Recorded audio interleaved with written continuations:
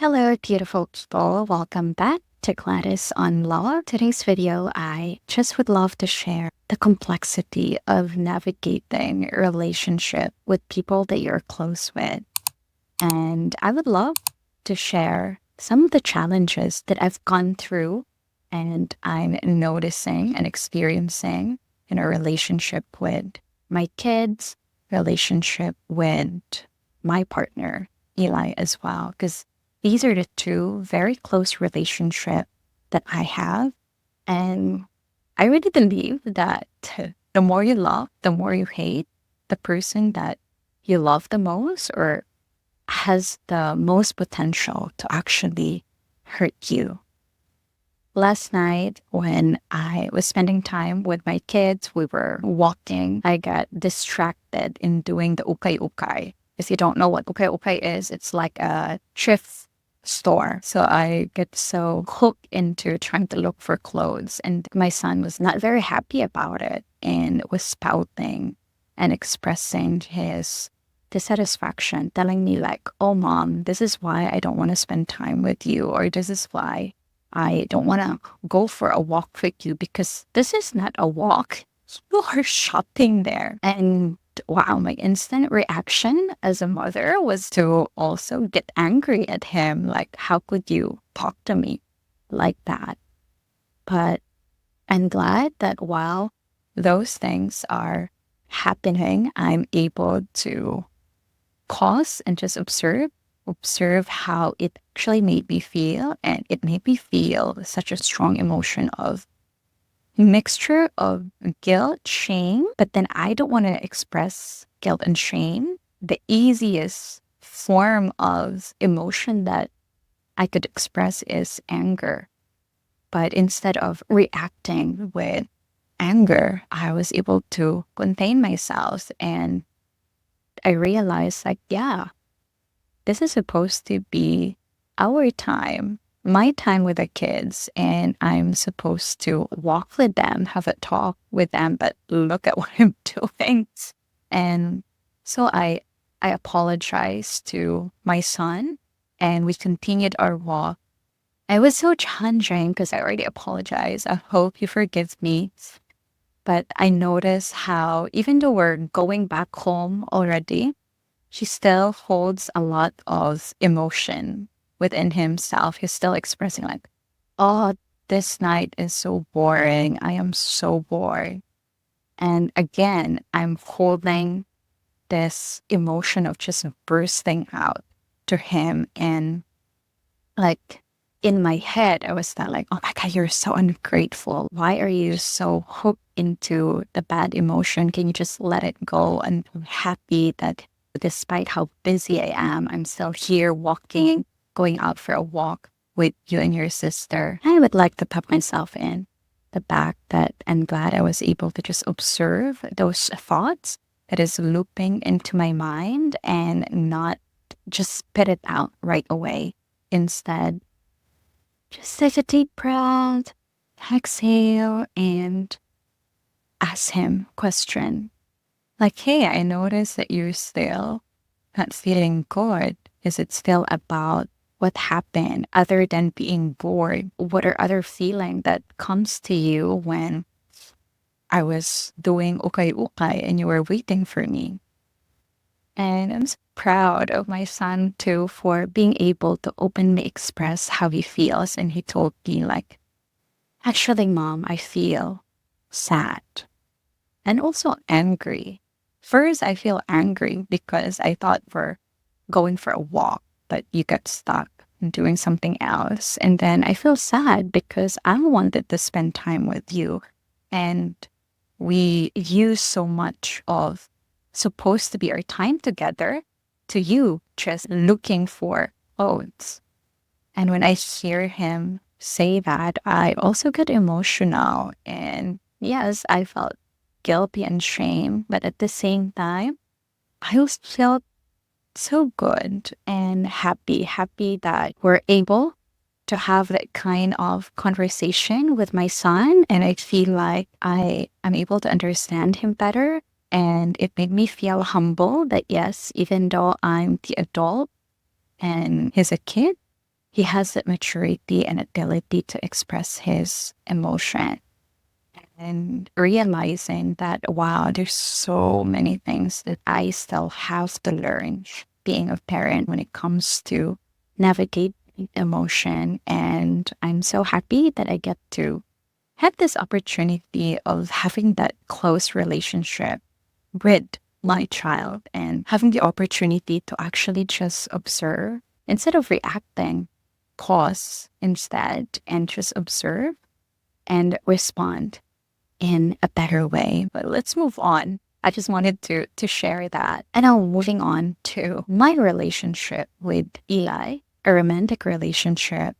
There's definitely a lot of struggles and challenges that we're going through as well. We are triggered almost every day.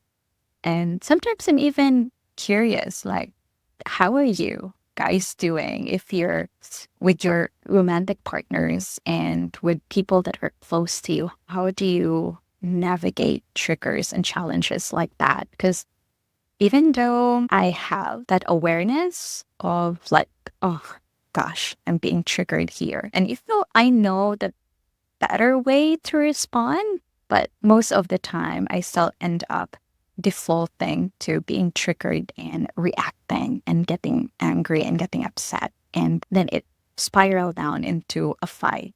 Then we have to do a lot of work of conversation, of clearing things so that we can get connected again. And it's a very tiring process, to be honest. And now I am really in this place of how can we avoid going through that cycle of that process? How can we just be able to observe that when there is some situation that triggers us? You know what? Let me actually give an example. This morning, my helper didn't come home. She went out last night, and it sort of freaks me out because tomorrow we will be going on a 2-day trip for our annual meeting for the other business that we're doing. And of course, we can't leave unless she's back. So it really stressed me. And I know it also stressed Eli. I was trying to be as calm as possible in communicating with our helper because there's just no point to get angry. I'm also very tempted to just curse and yell in chat, like, how the heck are you not home yet? But again, I'm glad that I just notice all those thoughts floating in my head, but I don't really act upon it or say it, because if I say those hurtful words, then sure, maybe I will be feeling good for a few seconds because I was able to release emotion. But then again, I'm hurting the other person. Then they will feel bad. Then they would probably just not come home anymore because, like, oh, Gladys is angry or they're disappointed with me. So, you know what?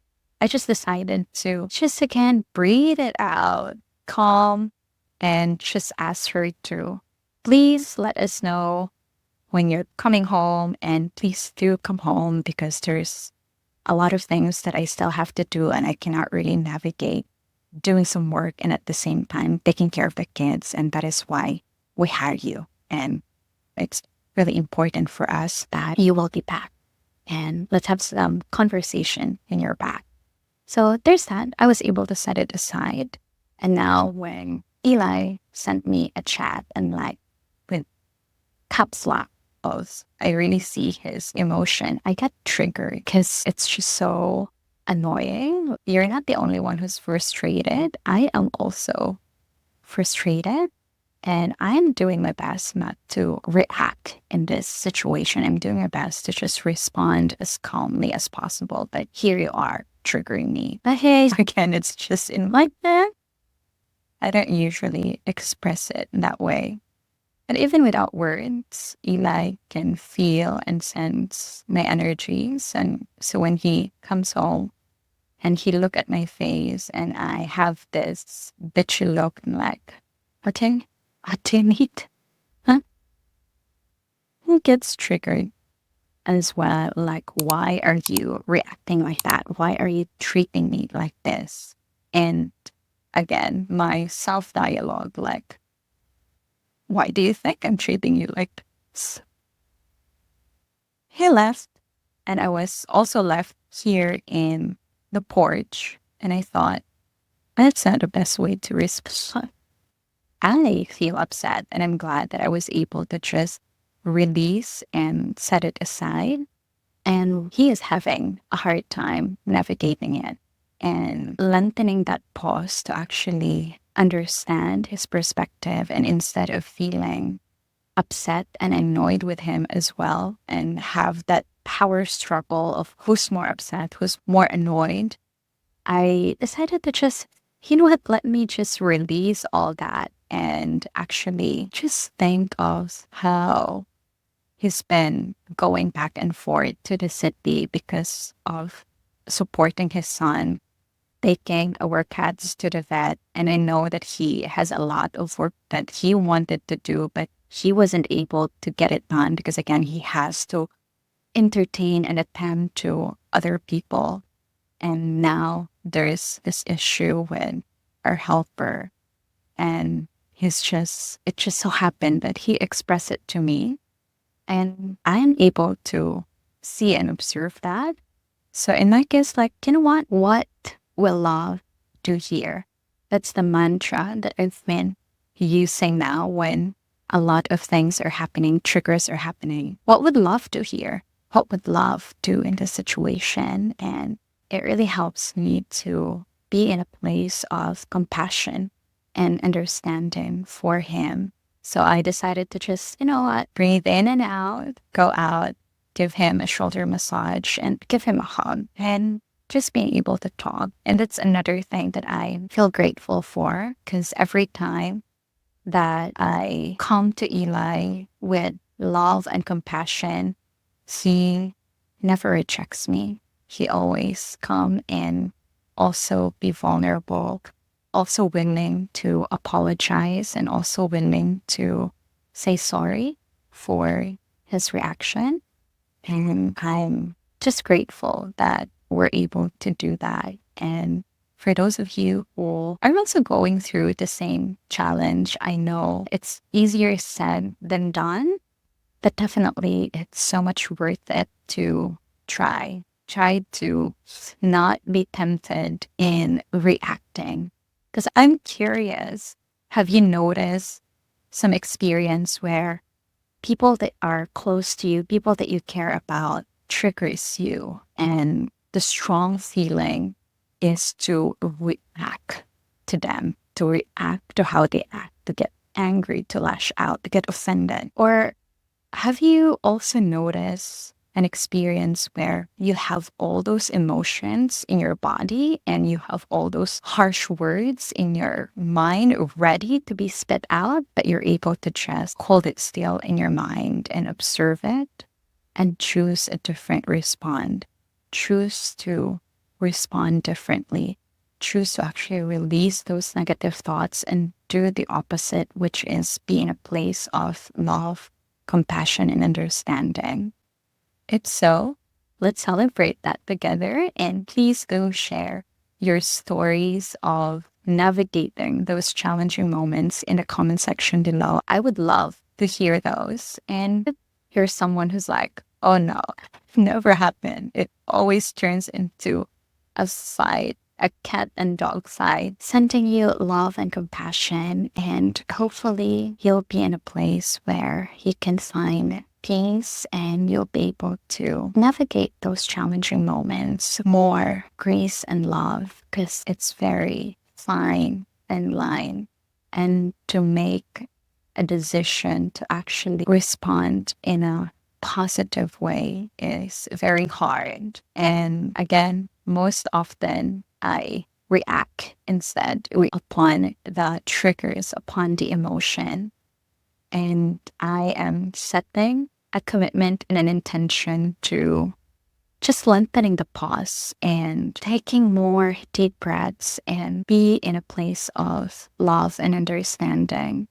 Because at the end of the day, I love my kids. I love Eli, and I don't want us to fight. I don't want to get angry or yelled at them.